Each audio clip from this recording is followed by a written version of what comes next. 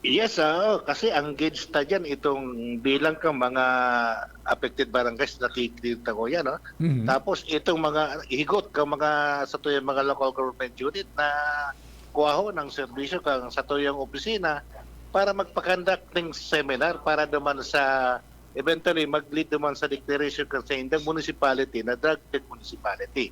So, Mhm. iyan ang medyo pinakabibisiyanta ko yan. So, ang kandakan trainers training. Ayun, okay. So, dakul naman ng mga munisipyo an garo na deklarar ta na adi.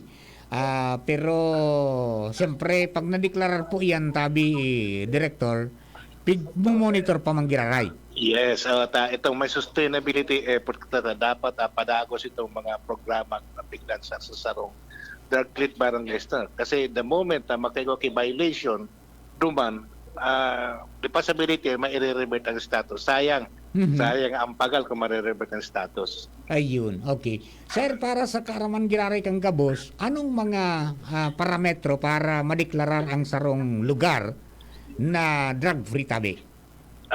Inot, may mga activities na dapat kibuhan, may mga seminars yan, tapos may mga trainings yan, tapos kung may mga personality na involved, kasi yan ang pinaka-rason na nagiging affected barangays ang sarong barangay dahil may mga personality.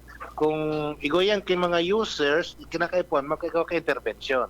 So ito lang sa tuyang community-based rehabilitation program para naman sa mga user na hababa itong affectation. Mhm. Pero kung the moment na ma-found out ka sa tuyang mga licensed physician na medyo halangkaw na ito sa indang affectation, ire-refer tayo yan sa facility-based kang para matreat ito sa iyang addiction.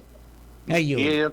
Yun ang intervention ta sa mga users. But sa mga pusers naman, itong sa tuyang balay silangan. Mhm. So, kinakaipuhan, ma-reform itong sa indang attitude, sa indang pag-isip na bako lang ang pagbibinta kang illegal drugs ang paagi para makaigwaning kita Mhm. na isuporta sa pamilya. Iyan ang kwenta.